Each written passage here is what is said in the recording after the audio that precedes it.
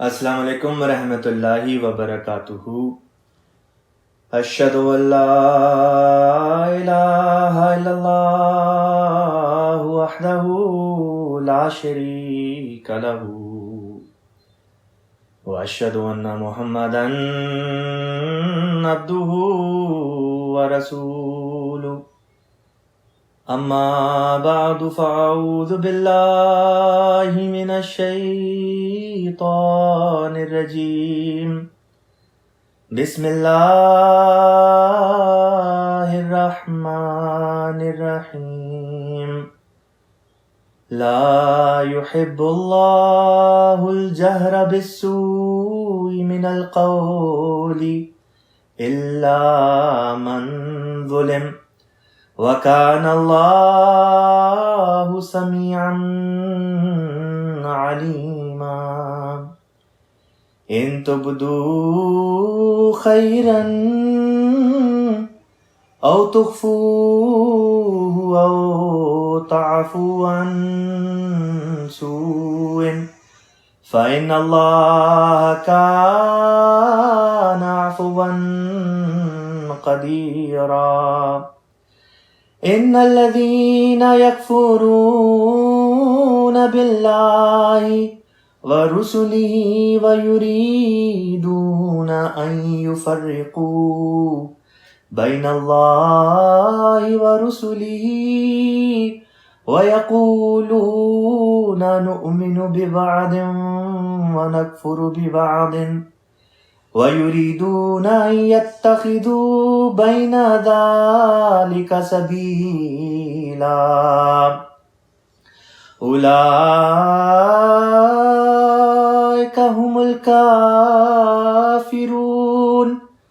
هم الكافرون حقا وَأَعْتَدْنَا لِلْكَافِرِينَ عَذَابًا مُهِينًا۔ وَالَّذِينَ آمَنُوا بِاللَّهِ وَرُسُلِهِ وَلَمْ يُفَرِّقُوا بَيْنَ أَحَدٍ مِّنْهُمْ أُولَئِكَ سَوْفَ يُؤْتِيهِمْ أُجُورَهُمْ وَكَانَ اللَّهُ غَفُورًا رَحِيمًا۔ الحمدللہ ثم الحمدللہ۔ پچھلی کلاس میں ہم نے قرآن پاک کا 5واں سپارہ مکمل کر لیا تھا، جہاں پہ سورۃ النساء کی آیت نمبر 148 جو ہے وہ مکمل ہوتی تھی، اور آج سے چھٹے سپارے کا الحمدللہ اللہ تعالیٰ نے توفیق عطا فرمائی کہ آغاز ہو رہا ہے، اور جو رکوع جاری تھا اس کی ان آیات کی تلاوت رہتی تھی جو میں نے ابھی شروع میں کر دی۔ اب اس کے مضمون کی طرف چلتے ہیں، لفظی ترجمہ، اور جہاں جہاں تفسیر کی ضرورت ہوگی میں بیان کرتا چلا جاؤں گا۔ سب سے پہلی آیت سپارہ نمبر 6 کی جو بنتی ہے وہ ہے آیت نمبر 149۔ اللہ تعالیٰ بیان فرماتا ہے لا یحب اللہ، لا نہیں، یحب پسند کرتا، اللہ اللہ تعالیٰ، اللہ پسند نہیں کرتا، یا یہ کہ اللہ تعالیٰ اس بات سے محبت نہیں کرتا۔ وہ بات کیا ہے اللہ تعالیٰ بیان کرتا ہے آگے۔ لا یحب اللہ الجہر، جہرہ کہتے ہیں سر عام، بآواز بلند، کھلم کھلا، جو سامنے ہو لوگوں کے، بآواز بلند اور کھلم کھلا کے اس کے اندر بہرحال معنی پائے جاتے ہیں کہ اللہ تعالیٰ پسند نہیں کرتا کھلم کھلا یا یہ کہ سر عام کیا جائے۔ کیا بات فرمایا؟ بالسوئی، بالسوئی بری چیز، من القولی بات میں سے، یعنی اللہ تعالیٰ سر عام بری بات کرنا پسند نہیں کرتا، کہ کوئی سر عام کوئی بری بات کہے، اللہ تعالیٰ اس بات کو پسند نہیں کرتا۔ الا من ظلما، سوائے اس کے، الا سوائے اس کے، من جو ظلما ظلم کیا گیا ہو، یعنی کہ اللہ تعالیٰ اس بات کو پسند نہیں کرتا کہ کوئی سر عام کوئی بد کلامی کرے۔ ہاں اگر کوئی ایسا شخص ہے جس کے خلاف بد کلامی کی جا رہی ہو اور وہ آگے سے اس کا سر عام اس بد کلامی کا جواب بد کلامی سے دے تو اللہ تعالیٰ فرماتا ہے وہ شخص استثناء ہے، اس کو یہ اجازت دے دی. اجازت دینے سے مراد یہ نہیں کہ اللہ تعالیٰ کا یہ حکم ہے کہ ہاں تم ضرور کرو، اجازت دے دی کہ اگر ایسا شخص یہ کر بھی دیتا ہے جس کے خلاف بد کلامی کی جا رہی تھی اور وہ اب اپنے دفاع میں جواب دیتا ہے سر عام، تو فرمایا اس کی پکڑ نہیں، اس کی خیر، اس شخص کی پکڑ نہیں. ساتھ میں فرما دیا وَكَانَ اللَّهُ، اور اللہ تعالیٰ تو ہے سمیعاً سب کچھ سننے والا، علیمہ سب کچھ جاننے والا.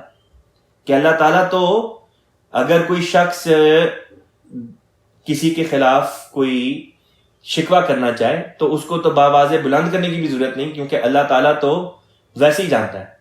بلکہ الفاظ کی ادائیگی کی بھی ضرورت نہیں، کیونکہ اللہ تعالیٰ دلوں کی باتوں کو بھی جانتا ہے. بس یہاں پہ یہ ذکر کر دیا کہ اللہ تعالیٰ تو ہر بات سنتا ہے اور اللہ تعالیٰ ہر بات کا علم بھی رکھتا ہے. پھر فرمایا اچھا یہاں پہ فٹ نوٹ بھی ہے، خلیفۃ مسیح رابع رحمہ اللہ تعالیٰ نے فٹ نوٹ دیا ہے. آپ تحریر فرماتے ہیں بلند آواز سے سر عام کسی کو برا بھلا کہنا جائز نہیں سوائے اس کے کہ اس نے اس پر ظلم کیا ہو. یعنی کہ کسی شخص پر اگر ظلم کیا جائے اور اس کو برا بھلا کہا جائے تو اگر وہ بھی بدلے میں جواب دے دے تو اس کے لیے یہ بات جائز ہے، یا یہ کہ اس کے لیے یہ بات ٹھیک ہے، وہ جواب دے سکتا ہے اور اس کی اس بارے میں پکڑ نہیں ہوگی. ایک واقعہ ذہن میں آتا ہے، ایک دفعہ حضور صلی اللہ علیہ وسلم حضرت ابو بکر صدیق رضی اللہ تعالیٰ عنہ دونوں کہیں جا رہے تھے. راستے میں ایک شخص نے حضرت ابو بکر صدیق رضی اللہ تعالیٰ عنہ کو روکا اور آپ کو بہت ہی برا بھلا کہنا شروع کر دیا. اور حضور صلی اللہ علیہ وسلم اور حضرت ابو بکر صدیق رضی اللہ تعالیٰ عنہ خاموشی سے سنتے رہے. لیکن جب رسول پاک صلی اللہ علیہ وسلم نے دیکھا کہ اب حضرت ابو بکر صدیق رضی اللہ تعالیٰ عنہ نے جواب دینا شروع کر دیا ہے تو آپ صلی اللہ علیہ وسلم وہاں سے چل پڑے. جیسے ہی رسول پاک صلی اللہ علیہ وسلم وہاں سے چل پڑے تو حضرت ابو بکر صدیق رضی اللہ تعالیٰ عنہ نے بھی جواب دینا بند کیا اور جلدی سے اس شخص کو چھوڑ کے رسول پاک صلی اللہ علیہ وسلم کے پیچھے دوڑ پڑے اور راستے میں جا کے رسول پاک صلی اللہ علیہ وسلم کے ساتھ شامل ہو گئے اور یہ بات کی کہ یا رسول اللہ جب وہ بندہ مجھے گالیاں دے رہا تھا تو آپ صلی اللہ علیہ وسلم وہاں پہ کھڑے رہے، آپ سنتے رہے، لیکن جب میں نے اس شخص کو اس کی باتوں کا جواب دینا شروع کیا تو آپ وہاں سے چل دیے، یہ کیا بات ہے؟ آپ صلی اللہ علیہ وسلم نے فرمایا کہ دیکھو جب آپ خاموش تھے، یعنی جب حضرت ابو بکر صدیق رضی اللہ تعالیٰ عنہ خاموش تھے تو خدا کے فرشتے اس شخص کو جواب دے رہے تھے، لیکن جب حضرت ابو بکر صدیق رضی اللہ تعالیٰ عنہ نے جواب دینا شروع کیا تو خدا کے فرشتے وہاں سے چلے گئے. اس پر رسول کریم صلی اللہ علیہ وسلم فرماتے ہیں جب خدا کے فرشتے بھی وہاں سے چلے گئے تو میں نے بھی یہی مناسب سمجھا کہ میں بھی وہاں سے چلا جاؤں جہاں سے خدا کے فرشتے چلے گئے. آگے اللہ تعالیٰ بیان کرتا ہے آیت نمبر 150 میں ان تبدو، ان اگر تبدو تم ظاہر کر دو، خیرن کوئی نیکی، او تخفوہ او یا تخفو تم چھپاؤ ہو اسے، یعنی اگر تم نیکی کے کام کو ظاہر کر کے کرو یا چھپا کے کرو. پھر آگے فرمایا او یا تعفو تم عفو سے کام لو، چشم پوشی کرو، ستاری سے کام لو، انسو ان کسی برائی کے بارے میں، یعنی کسی نے کوئی برا کام کیا اور تم چشم پوشی سے کام لو. فَإِنَّ اللَّهَ تو یقیناً اللہ تعالیٰ ہے، کانا وہ ہے، عفواً عفو سے کام لینے والا، قدیرہ ہر بات پر دائمی قدرت رکھنے والا. اگلی آیت میں اللہ تعالیٰ بیان کرتا ہے ان الذین یقیناً وہ لوگ یکفرون جو تکفیر کرتے ہیں، یعنی کہ جو انکار کرتے ہیں، باللہ اللہ تعالیٰ کا، و رسولہ اور اس کے رسولوں کا، ویریدون اور وہ چاہتے ہیں، ان یفرقوا کہ وہ تفریق کریں، فرق کر دیں، بین اللہ اللہ کے درمیان، و رسولہ اور رسولوں کے درمیان. یہاں پہ اللہ تعالیٰ فرماتا ہے کہ جو خدا اور خدا کے رسولوں کے درمیان میں تفریق کرتے ہیں کہ خدا الگ اور خدا کے رسول الگ، یعنی اب یہ جو بات بیان کی اس کی آگے وضاحت آ جائے گی، لیکن یہاں پہ اللہ تعالیٰ نے ایسے لوگوں کو جو جن کا یہاں پہ ذکر چل رہا ہے جو خدا اور خدا کے رسولوں میں تفریق کرتے ہیں ان کو در حقیقت رسولوں کا انکار کرنے والا اور اللہ تعالیٰ کا انکار کرنے والا دونوں بتایا کہ ایسے لوگ صرف رسول ہی کا انکار نہیں کر رہے ہوتے بلکہ وہ خدا کا بھی در حقیقت انکار کر رہے ہوتے ہیں۔ اب خدا اور خدا کے رسولوں میں تفریق کس طرح کی جاتی ہے، اس بارے میں حضرت خلیفۃ المسیح الرابع رحمہ اللہ تعالی اپنی ترجمۃ القرآن کلاس میں بیان فرماتے ہیں کہ خدا اور خدا کے رسولوں کے درمیان میں تفریق سے مراد یہ ہوتی ہے کہ یہ لوگ ہوتے ہیں جو کہتے ہیں اللہ کی بات پر تو ہم ایمان لے آتے ہیں لیکن رسولوں کی بات پر ہم ایمان نہیں لاتے، یعنی اللہ کے کلام پر ایمان لائیں گے، رسول کے کلام پر ایمان نہیں لائیں گے۔ اللہ کا کلام تو چلے کتاب اللہ ہوگی، رسول کا کلام کیا ہے؟ پتہ چلا رسول کے کلام سے مراد احادیث ہے۔ بس در حقیقت یہاں پہ اس فرقے کا رد پیش کیا جا رہا ہے جو اہل قرآن نام سے مشہور ہیں، یعنی منکرین حدیث۔ یہ احادیث کا انکار کرتے ہیں اور کہتے ہیں کہ احادیث جو ہیں وہ لوگوں کی بنائی ہوئی ہیں، ہم احادیث کے اوپر ایمان نہیں لاتے، ہم تو صرف خدا کے کلام کے اوپر ایمان لاتے ہیں۔ اللہ تعالیٰ نے اسی مضمون کو قرآن پاک کے ایک اور مقام پر کھولا اس طرح پر کہ فرمایا کہ وہ بات جو خدا کرے اور وہ بات جو رسول پیش کرے دونوں کو لے لو۔ اب خدا کی بات سے تو سمجھ آ گئی کہ اللہ تعالیٰ کا الہام، اللہ کی وحی، کتاب اللہ مراد ہے۔ رسول کی بات سے کیا مراد ہے؟ رسول کی بات سے لازمی طور پہ رسول کی سنت اور اس کی حدیثی مراد ہے۔ بس یہاں پہ بھی در حقیقت جو اہل قرآن فرقہ ہے ان کا یہاں پہ رد کیا جا رہا ہے کہ وہ حدیث کے منکر ہوتے ہیں، اور جو حدیث کا انکار کرتے ہیں بالآخر وہ کتاب اللہ سے بھی ان کا ایمان ہٹ جاتا ہے۔ مجھے ایک دفعہ ایک نوجوان سے بات کرنے کا موقع ملا جو یہ اعتراض کرتا تھا کہ دیکھو جو بھی بات کرتے ہو قرآن سے نکال کے دکھاؤ، حدیث کی طرف نہیں جانا۔ میں اسے یہ کہتا تھا کہ دیکھو ہر چیز کی بنیاد قرآن میں ہے، لیکن کئی ایسی باتیں جن کی تفاصیل جو ہیں وہ ہمیں احادیث میں ملتی ہے یا سنت میں ملتی ہے، وہ پھر اس طرف نہ آئے، وہ کہے دیکھو تم نماز پڑھتے ہو، نماز کی کتنی رکعات ہیں، یہ سب مجھے قرآن سے نکال کے دکھاؤ۔ پھر یہ بھی کہ قرآن جو نماز کے پاسچرز ہیں، پاسچر سے مراد ہوتی ہے جو ڈفرینٹ قسم کے اس میں ہم فیزز سے گزرتے ہیں، کبھی قیام کی حالت میں ہوتے ہیں، کبھی رکوع میں ہوتے ہیں، کبھی سجدے میں ہوتے ہیں، کبھی قعدے میں ہوتے ہیں، تو وہ کہتا ہے کہ یہ ساری چیزیں بھی قرآن سے نکال کے دکھاؤ، اور پھر ان کی ترتیب بھی قرآن سے نکال کے دکھاؤ۔ تو جب میں اسے یہ کہتا کہ یہ ساری چیزیں تمہیں حدیث اور سنت میں ملتی ہیں، قرآن میں ان چیزوں کی ترتیب اس لحاظ سے تمہیں نہیں دکھائی دے گی، نہ نمازوں کی رکعات کے بارے میں تمہیں قرآن پاک میں ملے گا کہ فجر کی کتنی رکعات ہیں، ظہر کی کتنی ہیں، عصر کی کتنی ہیں، مغرب اور عشاء کی کتنی ہیں، تو پھر وہ اسی طرف آ جاتا۔ لیکن جب نماز کا وقت آیا اور نماز پڑھنی ہم نے شروع کی، میں اس وقت جہاں پہ تھا، جس مسجد میں تھا، میں نے نماز پڑھانی شروع کی، تو میں نے دیکھا میں نے نہیں نماز پڑھائی، نماز کوئی اور پڑھا رہا تھا، لیکن یہ لڑکا میرے ساتھ آ کے کھڑا ہو گیا، اور جب میرے ساتھ آ کے کھڑا ہو گیا تو جس طرح سے میں نماز پڑھتا جاؤں ویسے ویسے یہ بھی نماز پڑھتا جائے۔ نماز کے بعد میں نے اس کو دوبارہ پکڑا اور اسے کہا کہ تم نے اس طرح سے کیوں نماز پڑھی جس طرح سے میں پڑھتا ہوں؟ تو آگے سے کہتا اور کس طرح نماز پڑھی جاتی؟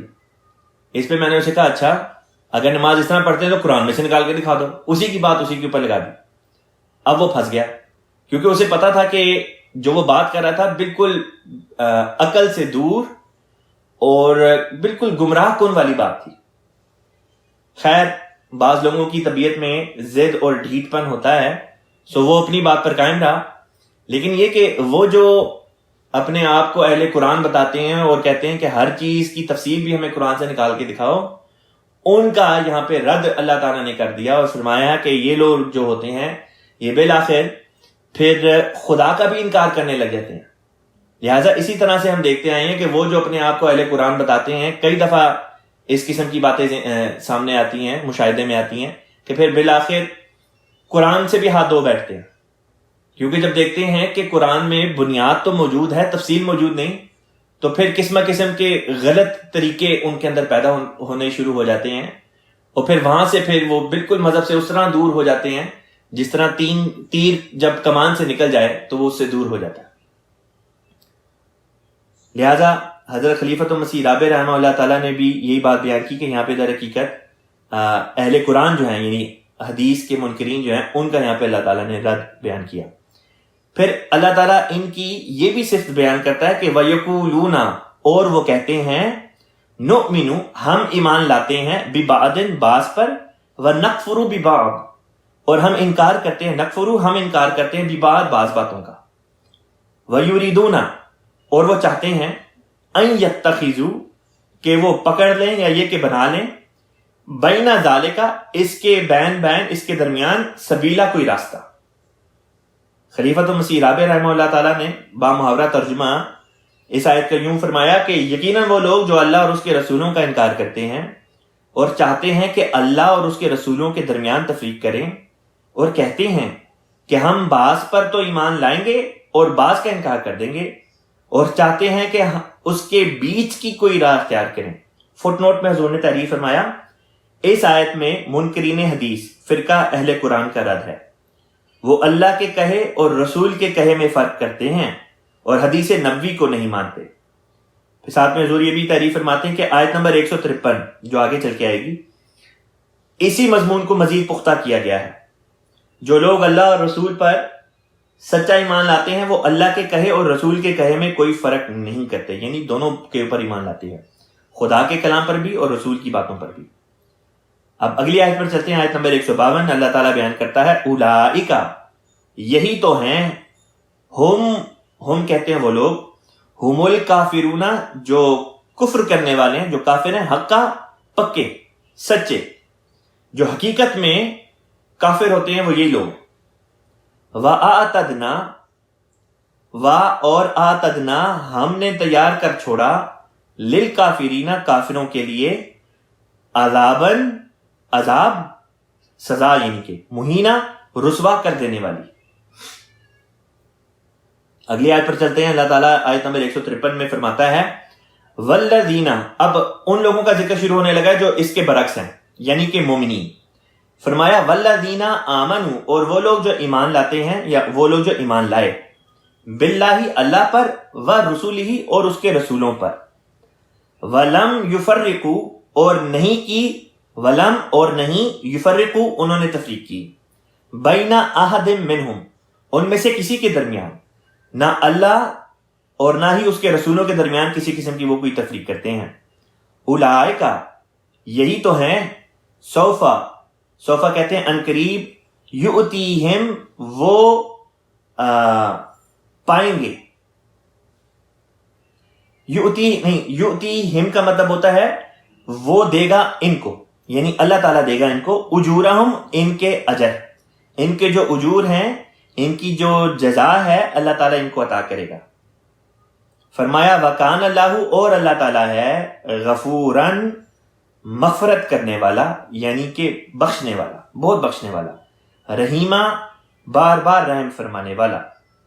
یہاں پہ یہ رکوع ختم ہوتا ہے۔ اب میں جو اگلا رکوع ہے اس کی تلاوت آپ کے سامنے کرتا ہوں اور پھر اس کے مضامین کی طرف چلتے ہیں۔ اعوذ باللہ من الشیطان الرجیم۔ یسألک اہل الکتاب ان تنزل علیہم کتابا من السماء فقد سألوا موسیٰ اکبر من ذلك فقالوا أرنا الله جهرة فأخذتهم الصاعقة بظلمهم ثم اتخذوا العجل من بعد ما جاءتهم البينات فعفونا عن ذلك وآتينا موسى سلطانا مبينا ورفعنا فوقهم الطور بميثاقهم وقلنا لهم ادخلوا الباب سجدا وقلنا لهم لا تعدوا في السبت واخذنا منهم ميثاقا غليظا فبما نقضهم ميثاقهم وَكُفْرِهِمْ بِآيَاتِ اللَّهِ وَقَتْلِهِمُ الْأَنْبِيَاءَ بِغَيْرِ حَقٍّ وَقَوْلِهِمْ قُلُوبُنَا غُلْفٌ بَلْ طَبَعَ اللَّهُ عَلَيْهَا بِكُفْرِهِمْ فَلَا يُؤْمِنُونَ إِلَّا قَلِيلًا وَبِكُفْرِهِمْ وَقَوْلِهِمْ عَلَى مَرْيَمَ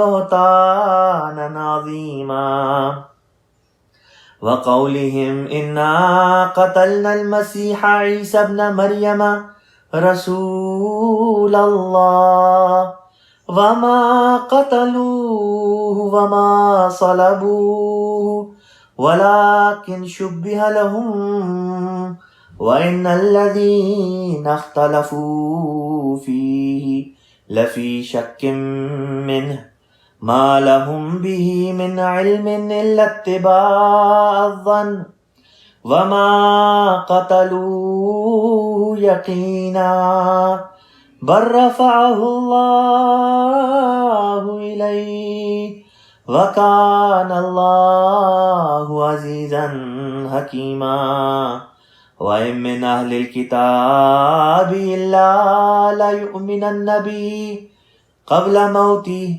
وَيَوْمَ الْقِيَامَةِ يَكُونُ عَلَيْهِمْ شَهِيدًا فَبِظُلْمٍ مِّنَ الَّذِينَ هَادُوا حَرَّمْنَا عَلَيْهِمْ طَيِّبَاتٍ أُحِلَّتْ لَهُمْ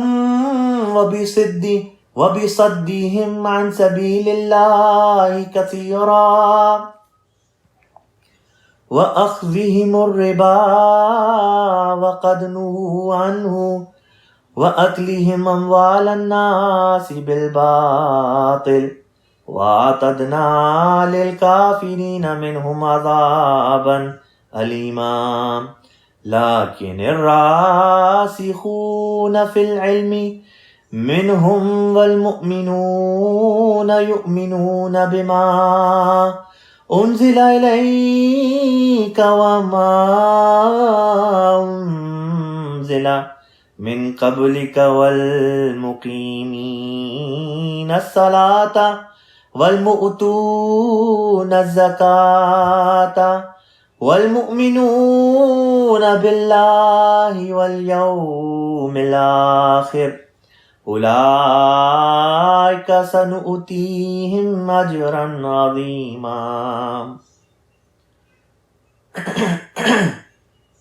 الحمدللہ اس رکوع کی تلاوت ختم ہوئی۔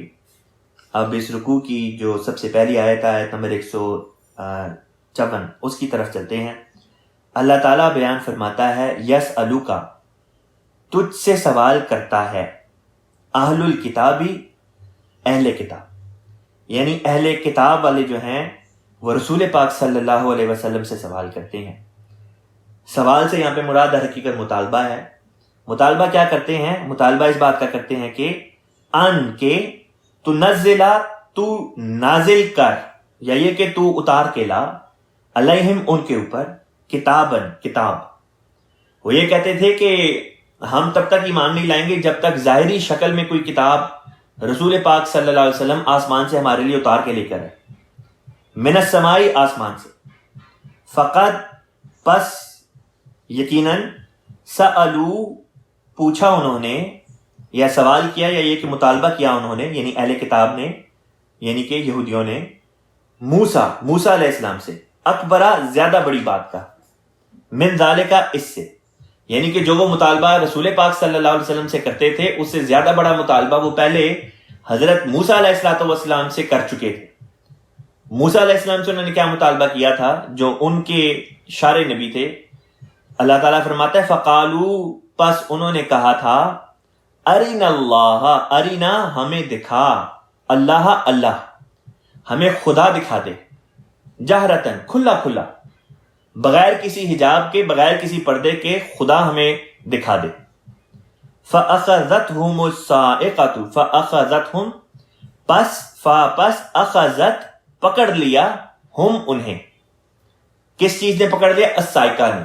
سائقہ کہتے ہیں بجلی کو، آسمانی بجلی جو ہوتی ہے کڑک، اس نے ان کو پکڑ لیا. بائبل کے مطالعے سے پتہ چلتا ہے کہ جب موسیٰ علیہ الصلوۃ والسلام کی قوم ان سے اس قسم کے مطالبے کر رہی ہوتی تھی تو طور کے دامن میں اس وقت بجلی کڑک رہی تھی، اور بجلی کے کڑکنے سے یہ لوگ ڈر جاتے تھے اور پھر موسیٰ علیہ السلام کو کہتے تھے کہ اگر تو یہ بجلی کی کڑک کے ذریعے سے خدا تیرے سے ہم کلام ہوتا ہے تو خدا بے شک ہم سے ہم کلام نہ. اس قسم کی باتیں کیا کرتے تھے. تو اللہ تعالیٰ فرماتا ہے کہ ان کو آسمانی بجلی نے آ پکڑا.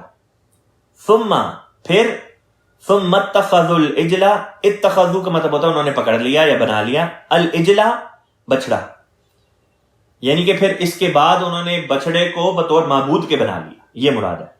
من بعدی، بعد اس کے، ما جو جاءتہم البینات، جاءت آیا یا آئی، ہم ان کے پاس، البینات کھلی کھلی نشانیاں، یعنی کہ جب قوم یہود کے پاس خدا کی طرف سے کھلی کھلی نشانیاں آ گئیں، اس کے باوجود انہوں نے بچڑے کو معبود بنا لیا، یعنی بچڑے کو بنا کر اس کی پرستش کرنی شروع کر دی. فعفونا، فا پس عفونا ہم نے درگزر کیا، ان ذالکا اس بات سے. اللہ فرماتا ہے ہم نے اس بات سے بھی درگزر کر دیا، یعنی کہ اللہ تعالیٰ نے بالآخر ان لوگوں کو توبہ کی توفیق دے دی. ان کو توبہ کی توفیق ملی، جو بھی ان میں سے لوگ تھے جن کے دل میں بہرحال کچھ نہ کچھ تقوی باقی تھا، کچھ نہ کچھ نیکی تھی، اللہ تعالیٰ نے ان کی توبہ کو قبول کر لیا. اس طرح پر اللہ فرماتا ہے فعفونا عن ذلک وآتینا، اور ہم نے دیا موسیٰ علیہ السلام کو، سلطانن، سلطان کہتے ہیں دلیل کو، مبینہ روشن، کھلی کھلی. دلیل سے مراد حجت بھی ہوتی ہے لہٰذا، اور سلطان سے مراد طاقت بھی ہوتی ہے. یہاں پہ خلیفہ رابع رحمہ اللہ تعالیٰ نے روشن حجت، روشن دلیل کے معنی لیے ہیں.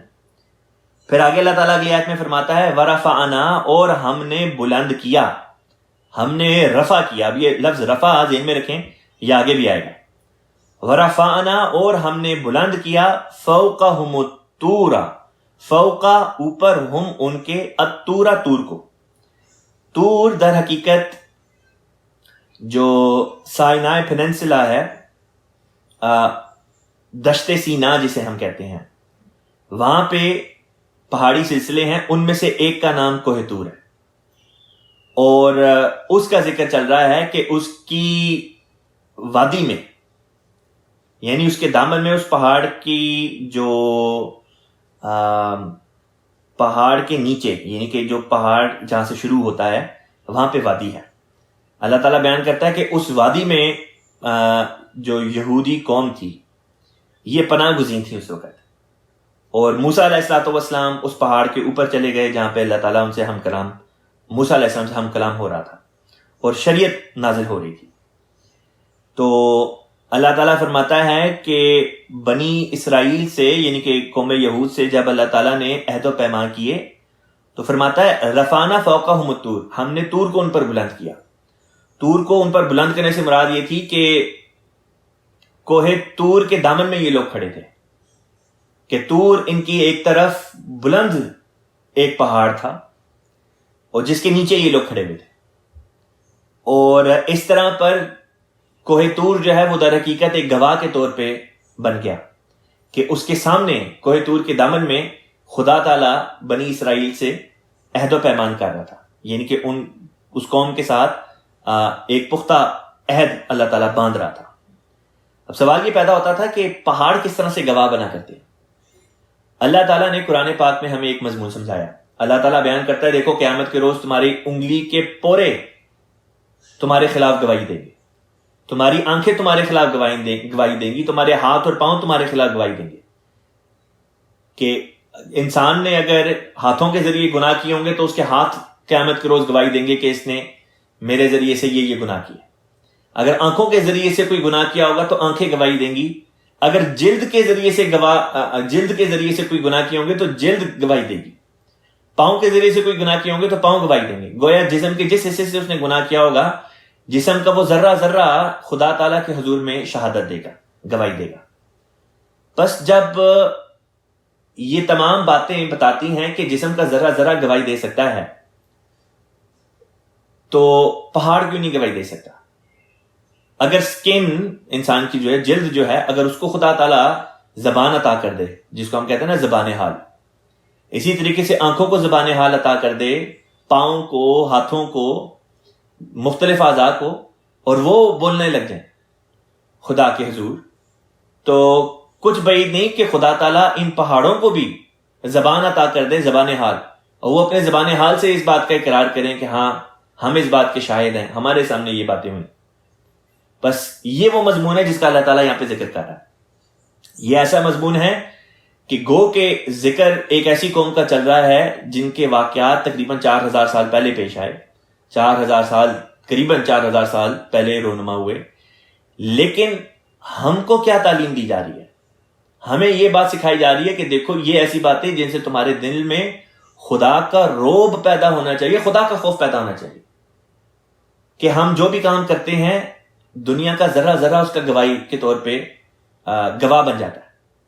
جو بھی ہمارا ماحول ہوتا ہے، گرد و نواح ہوتی ہے، وہ اس کی گواہ بن جاتی ہے۔ ہم اچھے کام کریں گے تب بھی ہمارا ماحول اس کا گواہ بن جائے گا، اور ہم اگر کوئی برا کام کر رہے ہیں تو وہ ماحول اس کا برا گواہ بن جائے گا، اس برائی کا گواہ بن جائے گا۔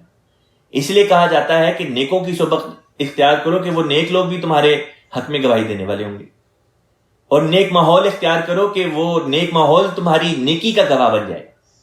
اسلام میں کیوں اس بات کی طرف توجہ دلائی گئی کہ اپنے ماحول کو صاف رکھیں کہ وہ نصف ایمان ہے؟ اسی وجہ سے کہ انسان کا ماحول اگر صاف ستھرا ہوگا تو وہ بھی اس کی نیکی کے اوپر گواہ بن جائے گا، اور جو گندے ماحول میں رہتا ہے وہ بالآخر اسی ماحول کا حصہ بن جاتا ہے، اور وہ ماحول اس کے خلاف بطور گواہ کے بن جاتا ہے۔ نہایت لطیف نکتہ ہے جو اللہ تعالیٰ نے یہاں پہ ہمیں سمجھایا۔ اللہ تعالیٰ بیان کرتا ہے کہ ورفعنا فوقہم الطور، ورفعنا اور ہم نے بلند کیا، فوقہم ان کے اوپر، الطور طور کو، یعنی طور کے دامن میں وہ لوگ کھڑے تھے، بمیثاقہم ان کے میثاق کے ذریعے سے، یعنی جب اللہ تعالیٰ ان سے عہد و پیمان کر رہا تھا تو یہ لوگ طور کے دامن میں کھڑے تھے۔ وقلنا اور ہم نے کہا، ہم سے مراد یہاں پہ اللہ تعالیٰ کی اپنی ذات مراد ہے۔ اللہ تعالیٰ اپنے لیے ہم کا لفظ بھی استعمال کرتا ہے، اور بادشاہ جب شاہی کلام، شاہی طور پر کلام کرتے ہیں تو اپنے لیے ہم کا لفظ استعمال کرتے ہیں، اور یہ ہر زبان میں رائلٹی کے طور پر، رائل گرامر کے طور پر یہ لفظ بہرحال استعمال میں پایا جاتا ہے۔ عربی میں بھی اس کی مثالیں ہیں، انگلش میں بھی اس کی مثالیں ہیں، اسی طرح دوسری زبانوں میں بھی اس کی مثالیں ہیں۔ فرمایا وقلنا اور ہم نے کہا، لہم ادخلوا، لہم ان سے، یعنی یہودیوں سے کہا، بنی اسرائیل سے کہا، ادخلوا، ادخلوا امر کا صیغہ ہے، حکم اللہ تعالیٰ دے رہا ہے کہ ادخلوا داخل ہو جاؤ، البابا دروازے میں، سجدن، سجدن کا ویسے تو مطلب ہوتا ہے سجدہ کرتے ہوئے، لیکن یہاں پہ یہ مراد نہیں تھی کہ دروازے کے اندر سجدے کرتے کرتے داخل ہو، کہ ہر قدم کے اوپر سجدہ کرو پھر آگے جاؤ، پھر سجدہ کرو پھر آگے جاؤ۔ گو کہ بعض غیر عملی علماء یہ ترجمہ کرتے ہیں جو کہ صحیح نہیں۔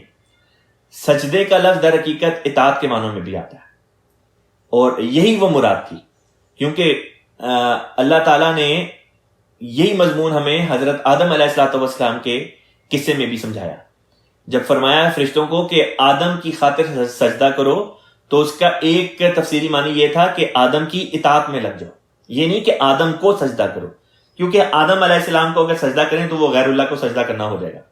بس ظاہری سجدہ مراد وہاں پہ نہیں تھا، بلکہ معنوی لحاظ سے ایک سجدہ مراد تھا جس کا مطلب اطاعت ہوتا ہے، اور اطاعت کی کامل شکل جو ہوتی ہے وہ سجدے، ظاہری سجدے کی صورت میں دکھائی دیتی ہے۔ لہذا یہاں پہ ظاہری سجدہ مراد نہیں بلکہ معنوی سجدہ مراد تھا، اور مطلب یہ تھا کہ اللہ تعالیٰ کی باتوں کی کامل طور پر اطاعت کرتے ہوئے اب اس شہر میں داخل ہو جو بھی وہ شہر ان کے سامنے تھا، جس کی تفسیر ہم سورہ البقرہ کی تفسیر میں گزر چکے ہیں۔ فرمایا وقلنا اور ہم نے کہا، لہم ان سے، لا تعدو تجاوز نہ کرنا، توڑ نہ دینا، آگے نہ نکل جانا، پھر سبت کے معاملے میں۔ سبت بیسیکلی ان کے ہاں یعنی یہود کے ہاں ایک خاص دن معین تھا، مقرر تھا۔ شروع میں تو یہ دن جمعہ ہوا کرتا تھا، لیکن یہ کہ بعد میں لوگوں نے اس کو بدل کے ہفتے کا دن بنا دیا، اور عیسائیوں نے اس کو بدل کے اتوار کا دن بنا دیا۔ لہٰذا یہود جو ہیں وہ سبت کا دن ہفتے کو مناتے ہیں اور عیسائی جو ہیں وہ سبت کا دن اتوار کو مناتے ہیں، حالانکہ سبت کا اصل دن جو تھا وہ جمعے کا دن تھا اور اسی کو مسلمان مناتے ہیں، یعنی کہ جمعے کا دن۔ جمعے کے دن خاص طور پہ ہم اہتمام کرتے ہیں، مسجد جاتے ہیں اور وہاں پہ جا کے جمعے کی جو خاص ایک نماز ہے، خطبہ ہے، اس میں شامل ہوتے ہیں، اپنے عزیزوں سے، اپنے دوستوں سے ملتے ہیں۔ تو گویا اسی طرح کا ایک کانسیپٹ یہود کے لیے تھا، جس میں ان کو یہ تعلیم دی گئی کہ اس دن تم نے فلاں فلاں کام نہیں کرنے، اور انہوں نے اس دن کو بگاڑ کے جمعے کی جگہ ہفتہ بنا لیا اور عیسائیوں نے ہفتے کی جگہ اتوار بنا لیا۔ تو اللہ تعالیٰ فرماتا ہے کہ ہم نے کہا بنی اسرائیل کو کہ لا تعدوا فی السبت، کہ سبت کے معاملے میں حد تجاوز نہیں کرنی، یعنی جن کاموں سے اللہ نے روک دیا ہے وہ کام کرنا نہ شروع ہو جانا۔ وَأَخَذْنَا، اور بنایا ہم نے، یا یہ کہ لیا ہم نے، منہم ان سے، میثاقاً وعدہ، غلیظہ پختہ یا سخت، یعنی کہ بہت ہی پکا وعدہ ہم نے ان سے لیا۔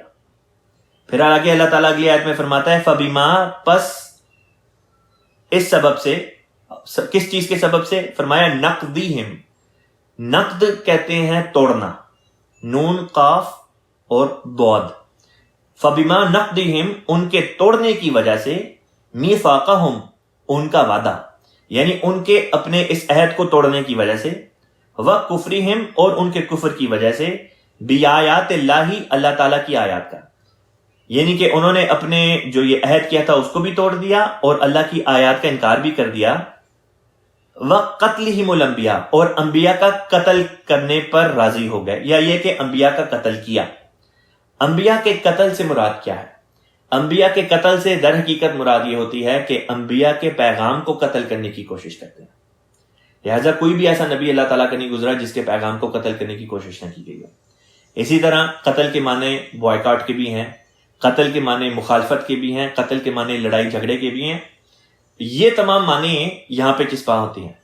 اگر ہم قتل کے ظاہری معنی لے لیں کہ قتل سے مراد جسمانی طور پر قتل کر دینا، تو وہ یہاں پہ اس وجہ سے چسپاں نہیں ہو سکتا کیونکہ ہمارے پاس قطعی طور پہ کوئی گواہی موجود نہیں کہ اللہ تعالیٰ کے انبیاء قتل بھی کیے گئے ہوں۔ حضرت اقدس مسیح موعود علیہ الصلوۃ والسلام نے اس بات کے شبے کا اظہار ضرور کیا ہے کہ حضرت یحییٰ کے بارے میں کہا جاتا ہے کہ حضرت یحییٰ علیہ السلام جو تھے، جان دا بیپٹسٹ، ان کو شہید کر دیا گیا۔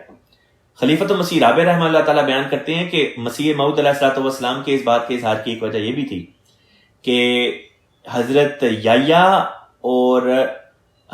جو کہ فور رنر تھے حضرت مسیح علیہ الصلوۃ والسلام کے۔ اسی طریقے سے حضرت مسیح موعود علیہ الصلوۃ والسلام کے سے پہلے جو فور رنر کے طور پر، ارحاس کے طور پر جو امت مسلمہ میں ظاہر ہوئے بزرگ، وہ تھے حضرت احمد شہید بریلوی، جن کو شہید کر دیا گیا۔ تو اس مماثلت کی وجہ سے حضرت اقدس مسیح موعود علیہ السلام، خلیفہ رابع رحمہ اللہ تعالیٰ بیان کرتے ہیں کہ مسیح موعود علیہ السلام فرمایا کرتے تھے کہ ممکن ہے کہ حضرت یحییٰ کو شہید کر دیا گیا ہو۔ حضرت خلیفہ اول رضی اللہ تعالیٰ عنہ کا یہ نکتہ تھا کہ کوئی نبی بھی شہید نہیں کیا گیا۔ مسیح موعود علیہ السلام نے یہ نہیں فرمایا کہ کوئی بھی نبی شہید نہیں کیا گیا، آپ نے یہ فرمایا کہ ہمیں کسی بھی نبی کے شہید کیے جانے کی قطعی گواہی نہیں ملتی۔ ہاں، ایک کے بارے میں بعض باتیں ملتی ہیں، لیکن قطعی گواہی بہرحال ہمیں اس زمانے تک، جو زمانہ مسیح موعود علیہ السلام کا ہے، ہمیں نہیں ملتی۔ پھر حضرت خلیفۃ المسیح رابع رحمہ اللہ تعالیٰ بیان کرتے ہیں کہ در حقیقت یہاں پہ اصل جو مراد ہے وہ یہی ہے کہ یہاں پہ قتل انبیاء سے مراد انبیاء کی مخالفت اور ان کے پیغام کا قتل ہے۔ اب آگے چلتے ہیں۔ اللہ تعالیٰ بیان کرتا ہے بغیر حق، بغیر کسی حق کے، یعنی کہ یہود جو یہ باتیں کرتے تھے، یعنی کہ انہوں نے خدا سے کیا ہوا عہد بھی توڑ دیا، اللہ تعالیٰ کی آیات کا انکار بھی کر دیا، اللہ تعالیٰ کے انبیاء کو قتل کرنے کے درپے بھی ہو گئے، ان کے جو پیغام تھے انبیاء کے لائے ہوئے ان کی مخالفتیں کی، انبیاء کے جو پیروکار تھے ان کو قتل کیا، ساری باتیں نہیں۔ فرمائے بغیر حق، بغیر کسی حق کے، یعنی ان کو حق نہیں پہنچتا تھا۔ ان تمام باتوں کے نتیجہ کیا ہوا؟ اور اللہ تعالیٰ آگے ساتھ میں فرماتا ہے وَقَوْلِهِمْ، اور ان کا یہ کہنا، قلوبنا، ہمارے دل ہیں، غلف، پردے. یہ صرف یہ نہیں فرمایا کہ ہمارے دل پردوں میں ہیں، بلکہ کہا کہ ہمارے دل گویا اس طرح ہو گئے ہیں کہ جیسے وہ خود پردے بن گئے ہیں. ایک تو یہ ہوتا نا کہ پردے میں کوئی چیز ہو، پھر ایک یہ بات ہوتی کہ خود ایک چیز پردے کی ہی شکل اختیار کر لے. یہ ایک انتہا بیان کی جا رہی ہے. اللہ تعالیٰ بیان کرتا ہے کہ ان کے اپنا قول یہ تھا کہ ہمارے دل صرف پردوں میں نہیں بلکہ خود پردے بن گئے. جب یہ تمام باتیں ہو گئیں تو اس کا نتیجہ کیا نکلنا تھا؟ اللہ تعالیٰ نے بیان کیا بلکہ طبع اللہ، طبع کا مطلب ہوتا ہے چھاپ لگا دی. طبع اسی سے طباعت کا لفظ بھی نکلتا ہے، چھاپا خانہ یا پبلش کرنا. بل طبع، بلکہ چھاپ لگا دی، اللہ تعالیٰ نے، علیہا، اس پر، یعنی ان کے دلوں پر اللہ تعالیٰ نے پھر چھاپ لگا دی. بکفرہم، ان کے کفر کی وجہ سے. اس چھاپ کا لگانا اللہ کی طرف سے اس بات کا آغاز نہیں ہوا، آغاز ان لوگوں کے عمل کی وجہ سے ہوا. جب ان لوگوں کے اعمال ایسے ہو گئے تب اس کے نتیجے میں اللہ تعالیٰ نے ان کے اوپر چھاپ لگا دی، ان کے دلوں پر. فلا یؤمنون، پس نہیں، یؤمنون، وہ ایمان لاتے، الا قلیلا، مگر تھوڑا. اب مضمون کو میں آگے لے کے چلتا ہوں. وہی مضمون آگے اللہ تعالیٰ بڑھاتا ہے. اگلی آیت ہے آیت نمبر 157. اللہ تعالیٰ بیان کرتا ہے وَبِكُفْرِهِمْ، وَبِكُفْرِهِمْ، اور ان کے کفر کی وجہ سے، وَقَوْلِهِمْ، اور ان کے قول کی وجہ سے، وَبِكُفْرِهِمْ، اور ان کے کفر کی وجہ سے، وَقَوْلِهِمْ، اور ان کا کہنا، علی مریم، مریم پر، یا یہ کہ مریم کے خلاف، بہتانن، بہتان کہتے ہیں جھوٹ، عظیمہ، بہت بڑا، یعنی کہ نیز ان کے کفر کی وجہ سے اور ان کے مریم کے خلاف ایک بہت بڑے بہتان کی بات کہنے کی وجہ سے.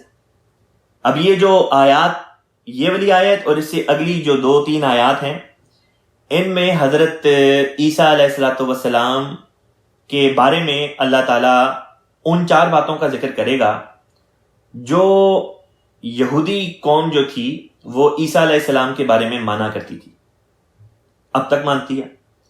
اور اللہ تعالیٰ نے ان باتوں کا رد پیش کر دیا، ان کا جواب دے دیا.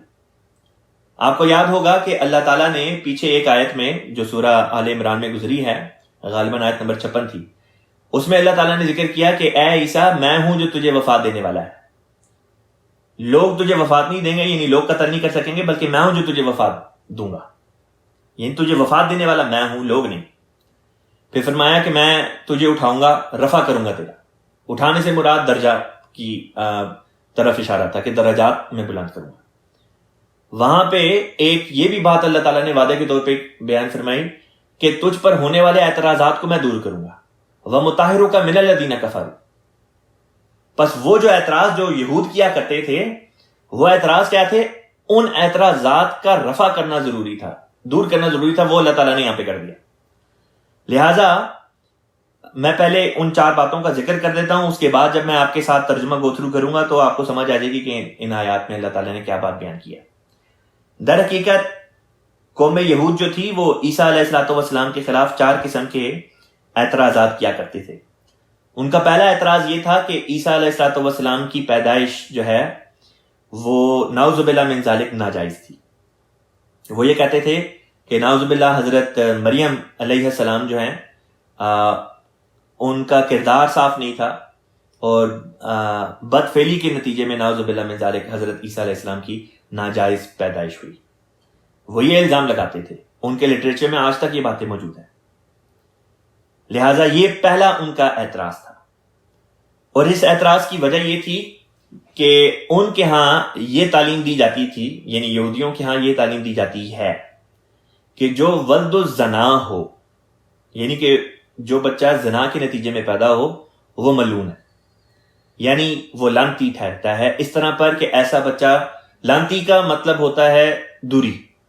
حضرت خلیفۃ مسیح رابع رحمہ اللہ تعالیٰ نے عربی زبان کے مطابق اس کا ترجمہ یوں بیان کیا کہ اس سے مراد ہے دوری، کہ جو خدا سے دور ہو اس کو لعنتی کہتے ہیں، اس کو ملعون کہتے ہیں. پس وہ یہ کہتے تھے یہود کہ نعوذ باللہ من ذالک عیسیٰ علیہ السلام کی پیدائش کے بارے میں کہتے تھے کہ یہ ولد الزنا ہیں، اور اس وجہ سے نعوذ باللہ من ذالک وہ یہ کہتے تھے کہ عیسیٰ علیہ السلام ملعون ٹھہرتے ہیں، یعنی خدا سے دور. یعنی کہ بالفاظ دیگر وہ عیسیٰ علیہ السلام کی آغاز کے بارے میں یہ کہتے تھے کہ وہ ملعون ہے. پھر یہ پہلا اعتراض تھا.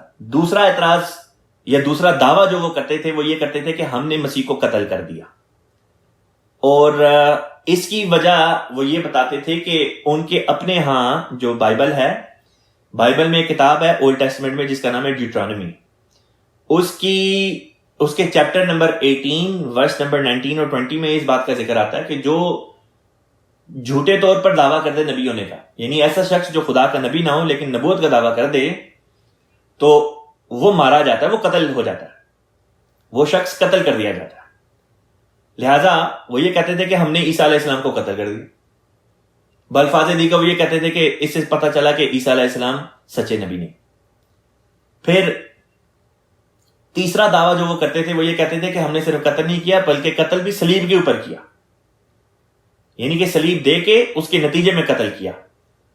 اس بارے میں بھی ان کے ایک خاص مقصد تھا، وہ یہ تھا کہ بائبل ہی میں ڈیوٹرانومی میں، کتاب ڈیوٹرانومی چیپٹر 21 ورس 22 اور 23، اس میں اس بات کا ذکر تھا کہ اگر کسی گنہگار کو صلیب کے اوپر لٹکا کر مارا جائے، یا یہ کہ کسی گنہگار کی لاش کو صلیب پر لٹکایا جائے، دونوں باتیں اس میں پائی جاتی ہیں. وہ کہتے ہیں کہ ایسا شخص جو ہوتا ہے وہ ملعون ہوتا ہے، یعنی کہ وہ لعنتی ہوتا ہے، خدا اس کا دشمن اور یہ خدا کا دشمن. گویا کہ وہ یہ کہنا چاہتے تھے کہ عیسیٰ علیہ السلام کا آغاز بھی ملعون، عیسیٰ علیہ السلام کا انجام بھی ملعون. ان دونوں لعنتوں کے درمیان میں وہ یہ کہتے تھے کہ اگر ہم عیسیٰ علیہ السلام کو محصور کر دیں، بند کر دیں، تو ان کی سچائی ثابت نہیں ہو سکتی. اور چوتھی بات وہ یہ کرتے تھے کہ جو شخص جھوٹا ہو، جو ملعون ہو، اس کی روح کدھر جاتی ہے. اس کی روح کے بارے میں یہود یہ کہتے تھے کہ گنہگار کی روح جو ہے وہ تحت سرا میں جاتی ہے. تحت سرا مطلب ہوتی ہے زمین کی پاتال میں. یہود کے ہاں یہ عقیدہ پایا جاتا ہے کہ جو جہنم ہے وہ زمین کی گہرائی میں ہے اور جنت جو ہے وہ اوپر ہے، یعنی جہنم نیچے اور جنت اوپر. اور خدا کے بارے میں وہ یہ کہتے ہیں کہ خدا جنت میں ہے، جہنم میں نہیں. لہذا وہ کہتے تھے کہ جو برا شخص ہوتا ہے، جو ملعون ہو، جو جھوٹا ہو، جھوٹا نبوت کا دعویٰ کر دے، اس کی روح نیچے جاتی ہے، اوپر کی طرف نہیں جاتی، خدا کی طرف نہیں جاتی. جبکہ اللہ تعالیٰ نے اس بات کا بھی جو ہے وہ جواب دے دیا، جیسے کہ میں آگے چل کے بھی بیان کروں گا. تو یہ وہ بنیادی 4 باتیں تھیں، 4 اعتراضات تھے، 4 دعوے تھے جو وہ عیسیٰ علیہ السلام کی بابت کیا کرتے تھے. ان کی پیدائش کے بارے میں یہ دعویٰ کہ نعوذ باللہ من ذالک ان کی پیدائش ولد الزنا کے طور پر تھی اور اس طرح پر وہ ملعون تھے. دوسری بات یہ کہ انہوں نے عیسیٰ علیہ السلام کو قتل کر دیا جس کے نتیجے میں پتہ چلا کہ وہ جھوٹے نبی تھے. تیسری بات یہ کہ صرف قتل ہی نہیں کیا بلکہ صلیب پر لٹکا کے قتل کیا، جس سے یہ وہ نتیجہ اخذ کرتے تھے کہ پتہ چلا کہ وہ ملعون تھے.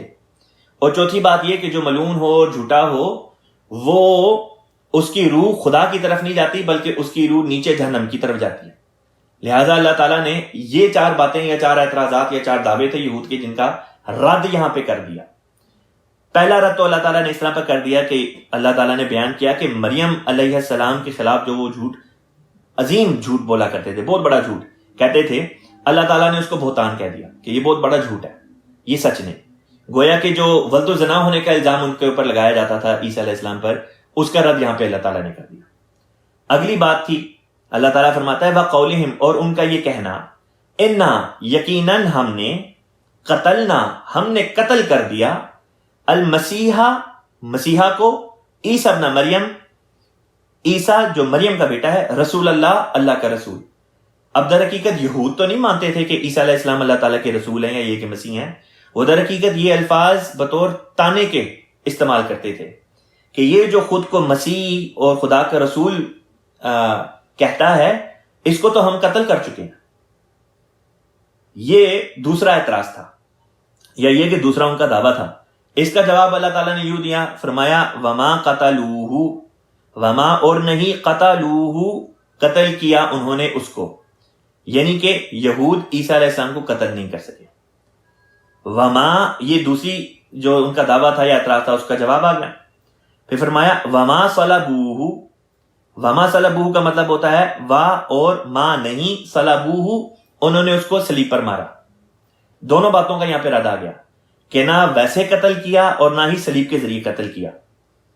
اب سوال یہ پیدا ہوتا تھا کہ اس کا کیا مطلب ہے کہ نہ قتل کیا نہ صلیب کے ذریعے مارا. اس بارے میں حضرت اقدس مسیح موعود علیہ الصلوۃ والسلام نے جو تحقیق کی وہ آپ کی خدمت میں پیش کرتا ہوں. مسیح موعود علیہ الصلوۃ والسلام فرماتے ہیں کہ رسول پاک صلی اللہ علیہ وسلم کے وقت تک یہود کے دو بڑے فرقے تھے، یا یہ کہنا چاہیے کہ دو بڑے اسکول آف تھاٹس تھے. ایک کا یہ کہنا تھا کہ عیسیٰ علیہ الصلوۃ والسلام کو انہوں نے پہلے قتل کیا اور قتل کر دینے کے بعد ان کی لاش کو صلیب پر لٹکا دیا، درخت پر لٹکا دیا. دوسرا گروہ یہ کہتا تھا کہ انہوں نے صلیب پر لٹکا کر قتل کر دیا. یہ دو نظریے یہود میں پائے جاتے تھے، اب بھی پائے جاتے ہیں. لہذا اللہ تعالیٰ نے ان دونوں گروہوں کی بات کا رد پیش کیا ہے، چونکہ وہ گروہ جو یہ کہتا تھا کہ پہلے قتل کیا اور پھر قتل کرنے کے بعد لاش کو جو ہے وہ صلیب پر لٹکایا بطور عبرت کے، وہ چونکہ تعداد میں زیادہ تھے لہذا ان کا ذکر پہلے کر دیا.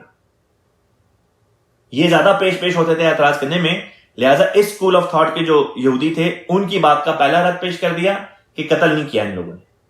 اور دوسرا گروہ جو تھا جو یہ دعویٰ کرتا تھا کہ عیسیٰ علیہ الصلوۃ والسلام کو صلیب پر لٹکا کر مارا، ان کا رد ان الفاظ میں کر دیا وما صلبوہ، کہ تم نے اس کو صلیب نہیں دی. اب سوال یہ پیدا ہوتا ہے کہ صلیب دینے یا نہ دینے کا کیا مطلب ہے. صلیب نہ دینے سے غیر عمدی یہ مراد دیتے ہیں کہ صلیب پر چڑھایا نہیں، حالانکہ اللہ تعالیٰ یہ فرما رہا ہے کہ وما صلبوہ کا تو مطلب یہ ہوتا ہے کہ عربی زبان میں جب ہم کہتے ہیں صلبہ یا یہ کہ صلبوہ، اس کا مطلب ہوتا ہے کہ فلاں شخص کو صلیب کے اوپر لٹکا کر اس کو صلیب کے نتیجے میں مارا. اور صلیب کے نتیجے میں مارنا اس طرح پر ہوتا ہے کہ انسان کئی دن صلیب کے اوپر لٹکتا رہتا ہے، ہاتھوں میں اس کی میخیں ٹھونک دی جاتی ہیں، پاؤں میں کیلیں ٹھونک دی جاتی ہیں، اور پھر یہ کہ درد، بھوک اور پیاس کی شدت ہی سے صرف اس کی وفات نہیں ہوتی، بلکہ پھر یہ کہ اس کی ٹانگیں بھی توڑ دی جاتی ہیں. اور جب ٹانگیں توڑ دی جائیں تو اس کے نتیجے میں ایسا انسان اپنے جسم کا وزن اٹھا نہیں سکتا، اور اس کا جو اوپر کا بدن ہوتا ہے وہ کلیپس کر جاتا ہے اور اس کے پھیپھڑے کام کرنا چھوڑ دیتے ہیں اور وہ سفوکیٹ ہوتا ہے، اس کا دم رک جاتا ہے، سانس نہیں لے پاتا. اس کے نتیجے میں اس کی وفات ہوتی ہے. اور جب ٹانگیں توڑی جاتی ہیں تو ہڈیوں کے توڑنے کے نتیجے میں جو بون میرو ہوتا ہے، یعنی کہ جو ہڈیوں میں اللہ تعالیٰ نے بعض مادہ رکھا ہوا ہے، وہ بیچ میں سے خارج ہو جاتا ہے، وہ نکل جاتا ہے. اس طرح پر انسان کی بڑی تکلیف میں وفات ہوتی ہے صلیب کے ذریعے. جب ہم تاریخی شواہد دیکھتے ہیں، چاہے وہ بائبل کے ذریعے ہوں یا دوسری اور تواریخ میں جس طرح ذکر ملتا ہے، یہی پتہ چلتا ہے کہ عیسیٰ علیہ الصلوۃ والسلام صرف چند گھنٹے صلیب کے اوپر لٹکائے گئے، آپ کی ٹانگیں بھی نہیں توڑی گئیں، اور فوری طور پر آپ کو نیچے بھی اتار لیا گیا، اور پھر آپ کے جسم پر دوائیاں وغیرہ بھی لگائیں گئی، اور 2 یا 2.5 دن کے اندر آپ ہوش میں آ گئے. بے ہوشی کی حالت میں تھے، آپ ہوش میں آ گئے، اور اس کے بعد آپ وہاں سے اس علاقے سے ہجرت کر کے مشرق کی طرف بالآخر ہندوستان آ گئے. اب یہ وہ مطلب ہے لفظ کا وما صلبوہ، کہ آپ کو بذریعہ صلیب قتل نہیں کر سکے. اس میں اس بات کی نفی نہیں کی کہ صلیب پر چڑھایا بھی نہیں، جیسا کہ اسی آیت کے آخری حصے سے ثابت ہونے والا ہے. اللہ تعالیٰ فرماتا ہے ولیکن، لیکن شبیہ کا مطلب ہوتا ہے شبہ میں ڈال دیا گیا، مشتبہ کر دیا گیا، لہم ان کے لیے. یعنی کہ عیسیٰ علیہ الصلوۃ والسلام کو انہوں نے نہ قتل کیا نہ ہی صلیب کے ذریعے قتل کیا، بلکہ عیسیٰ علیہ السلام کا معاملہ ان لوگوں کے اوپر مشتبہ ہو گیا، کنفیوز ہو گیا کہ قتل کیا بھی ہے کہ نہیں کیا. بائبل سے پتہ چلتا ہے کہ یہ لوگ جو اس وقت کا رومی گورنر تھا جس کا نام پیلاطوس تھا، پائلٹ تھا، اس کو جا کے یہودی کہتے ہیں کہ بات یہ ہے کہ عیسیٰ علیہ السلام تو صرف تھوڑی دیر صلیب کے اوپر لٹکے ہیں، چند گھنٹے، اور اتنی جلدی عمومی طور پہ کسی کی وفات ہوتی نہیں، اور ان کی ٹانگیں بھی نہیں توڑی گئیں. لہذا ہمیں شک ہے کہ ان کو مرا ہوا تصور کر کے اتار تو لیا گیا ہے، لیکن کہیں ایسا نہ ہو کہ وہ جیوت ہوں، کہیں ایسا نہ ہو کہ وہ زندہ ہوں، اور چند دن بعد جو ہے وہ لوگوں میں آئیں اور کہیں دیکھو میں مر کے زندہ ہو گیا ہوں. پھر بعض یہودی یہ کہتے تھے کہ کہیں ایسا نہ ہو کہ وہ مر گئے ہوں لیکن ان کے حواری جو ہیں، ان کے ماننے والے جو ہیں، وہ ان کی لاش کو آگے پیچھے کر دیں اور کہیں کہ وہ تو زندہ ہو گئے اور دیکھو وہ چلے گئے آسمان پہ. لہٰذا عیسیٰ علیہ السلام کی جو باڈی ہے، جو لاش ہے، وہ ہمارے قبضے میں آنی چاہیے. پہلا تو جو تھا اس کو انہوں نے کہا کہ پہلے تو یہ کہ آپ اس عیسیٰ علیہ السلام کی قبر کے باہر کوئی گارڈ کھڑا کریں، سیکیورٹی گارڈ کھڑا کریں. اس زمانے کی قبریں اس طرح نہیں تھی ہوتی کہ زمین میں 6 فٹ گاڑ کے انسان کو دفن کیا جاتا تھا، بلکہ اس زمانے کا رواج یہ تھا کہ انسان کو غار کے اندر لٹا دیا جاتا تھا، پتھر کی سل کے اوپر لٹا دیا جاتا تھا کفن کر کے. اور جو انسان مر جاتا تھا تو یا یہ کہ جو انسان مرا ہوا ہوتا تھا، آفٹر سم ٹائم، کچھ عرصے بعد اس کا جسم گل سڑ جاتا اور اس کے جسم کی جو ہڈیاں باقی رہ جاتی ان کو پھر یہ کسی نہ کسی جگہ جو ہے وہ دفن وغیرہ کر دیتے. یہ ان کے ہاں طریق تھا. تو بائبل کے مطالعے سے پتہ چلتا ہے کہ یہودیوں نے پہلا تو اس کو جا کے کہا کہ یا تو وفات ہی نہیں ہوئی، یا اگر یہ کہ وفات ہو بھی گئی ہے صلیب کے نتیجے میں، تو ہمیں شک ہے کہ ہماری جسم کو غائب کر دیں گے اور بعد میں یہ دعویٰ کریں گے کہ عیسیٰ علیہ السلام جو ہیں وہ تو زندہ ہو گئے ہیں. لہٰذا اس وجہ یہ جو آیت کا ٹکڑا ہے وَلَٰكِن شُبِّهَ لَهُمْ، یہ اس کیفیت کا اظہار کر رہا ہے کہ یہودی خود اس بات پر شور نہیں تھے کہ انہوں نے قتل کر بھی دیا ہے، سکسیسفلی انہوں نے عیسیٰ علیہ السلام کو قتل کر دیا ہے کہ نہیں کیا، کیونکہ کئی وہ چیزیں موجود نہیں تھی. مثلا جیسا میں نے بتایا صرف چند گھنٹے صلیب پر رہے، آپ کی ٹانگیں بھی نہیں توڑی گئیں، اور شک بھی تھا کہ پتہ نہیں قتل ہوئے ہیں کہ نہیں ہوئے ہیں. بظاہر یوں لگتا تھا کہ جیسے شاید قتل کر دیا ہو کیونکہ آپ بے ہوش ہو گئے. بے ہوشی کو انہوں نے قتل کی صورت میں سمجھ کے صلیب سے اتار لیا. اللہ فرماتا ہے وَإِنَّ الَّذِينَ، اور یقیناً وہ لوگ، اختلفوا فیہ، وَإِنَّ الَّذِينَ اخْتَلَفُوا فِيهِ، اختلفوا کا مطلب ہوتا ہے انہوں نے اختلاف کیا، فیہ اس بارے میں، لفی، لا یہاں پہ مطلب ہے ضرور، فی میں، وہ ضرور ہیں، شکن شک میں، منہ ان میں سے، یعنی کہ ان میں سے لوگ جنہوں نے اس بارے میں اختلاف کیا ہے کہ عیسیٰ علیہ السلام کو قتل کیا بھی ہے کہ نہیں، وہ ضرور اس بارے میں شک میں ہیں.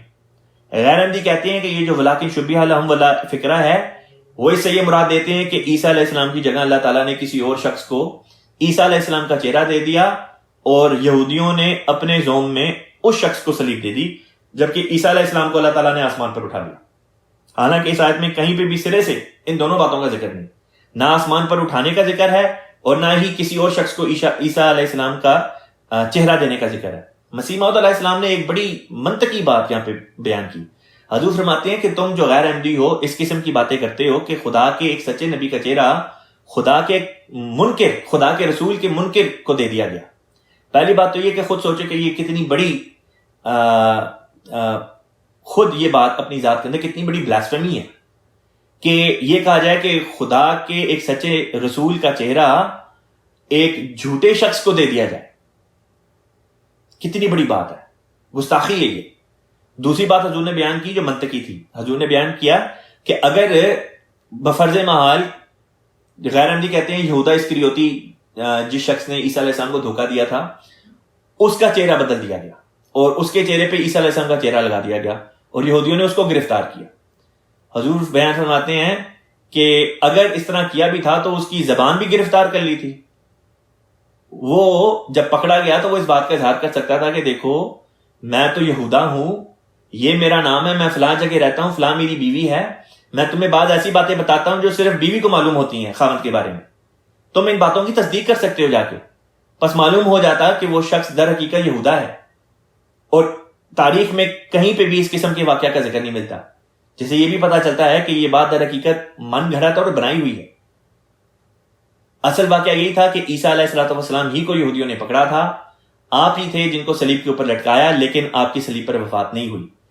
بائبل کی بھی جو پروفیسی تھی وہ در حقیقت یہی تھی کہ جو جھوٹا نبی ہوگا وہ قتل ہو جائے گا، اور یہ کہ اگر صلیب پر لٹکا کے مارا جائے تو معلوم، اور جو سچا ہے وہ صلیب پر لٹکا کے مارا نہیں جا سکے گا. اس کے دشمن یعنی کہ سچے نبی کے جو دشمن ہے وہ اس کو مار نہیں سکیں گے.